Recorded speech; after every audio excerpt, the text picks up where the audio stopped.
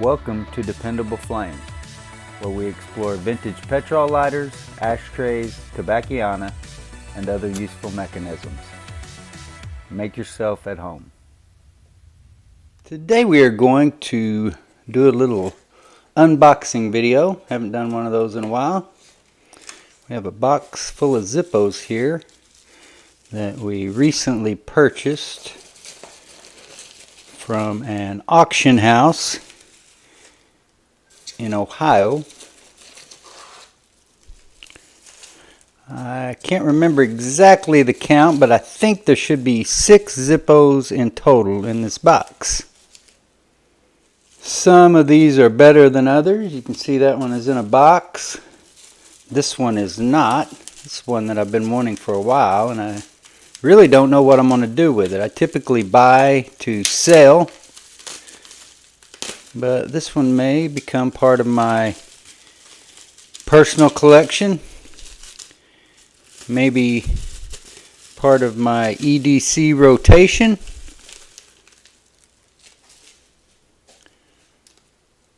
Atlanta 1996 Olympic Zippo.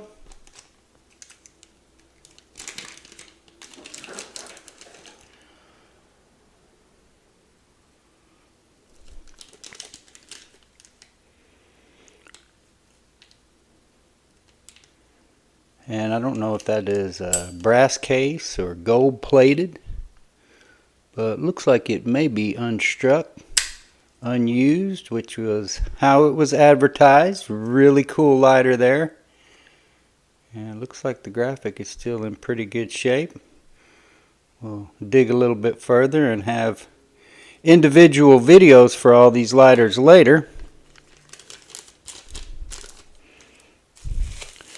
There's another one in a box. I can find where the seam is here.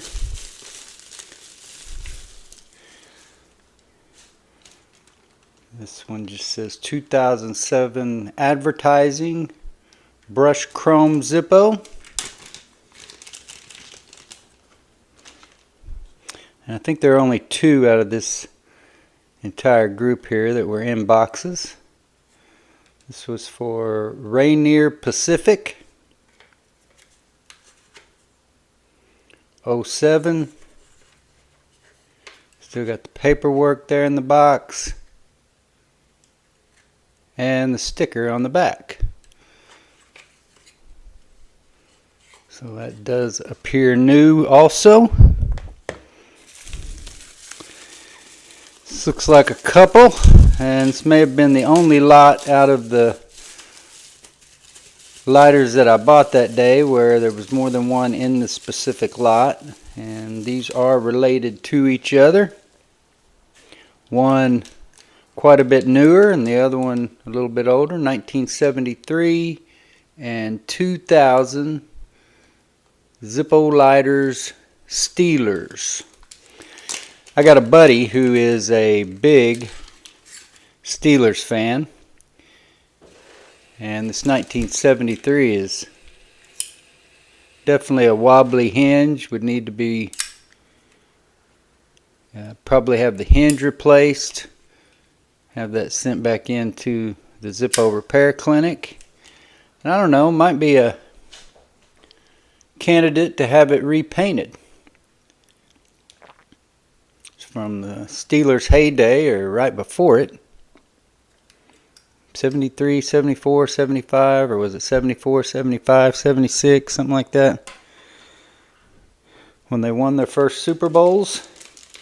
A little bit disappointing that the auction house just included these both with going through all the trouble of the bubble wrap, that they put these 2 lighters rubbing up against each other. But these 2 lighters were already damaged to begin with. The hinge quite a bit tighter on this one, but a good part of the graphic missing. So I don't know. That one's not going to be good for much, and I'm sure that the rest of that graphic's going to wear off of there as soon as somebody uses it. So we'll see about that one. I really bought that lot, didn't pay much for it. It was maybe 15 bucks or so. And I was really wanting this one with the older Steelers graphic. Was the reason that I bought the lot. Cool lighters, nonetheless, even though not perfect. Here's another one that I think might be a good candidate to have repainted.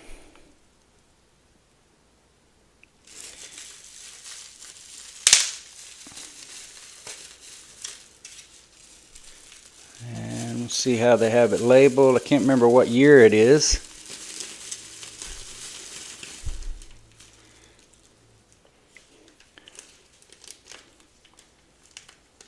But either a souvenir, maybe a military lighter, I'm not sure, but it has the graphic says top of the world, Greenland, and doesn't appear as though it retains any of its paint. That is a 1970 model apparently. Hinge is in pretty good shape. And the insert's a little bit fouled up.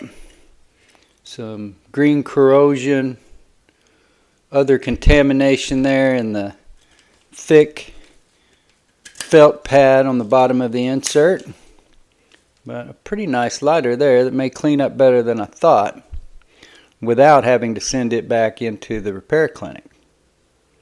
But as I mentioned a while ago, perhaps another candidate to have repainted. And then the last and probably the best of the bunch, although that Atlanta Olympic Zippo is pretty cool. I like that one a lot. And I think I got a pretty good deal on it. And I also like that Rainier Pacific. That was brand new. Looked like it was in really good shape. Of course, you never know until we actually get to digging into the inserts of these lighters how many of them we're going to have to deal with degraded flint. This lighter is 1982. And so I would say that there is a very good possibility that there's still a flint in the, or if there is a flint in this lighter. Doesn't look like any torn corners, but is some wear to the box. Original paperwork. And a Zippo Slim advertising Olin Mills Portrait Studio. I'm not sure how many of you are familiar with Olin Mills, but this is a place that I spent a good deal of my childhood at because my mother thought we needed to take pictures every year, which we did. And this lighter also looks brand new, which of course is how it was advertised. Very good condition, very minimal scratching on the insert. And we'll just see there's tension on the flip wheel, but whether or not that is just the flint spring or if there is a flint in there and whether or not everything functions properly, we will have to see at a later date. There you go. You can look forward to individual videos for all of these lighters. And I look forward to working with them. Instructions there in the bottom, along with the pamphlet.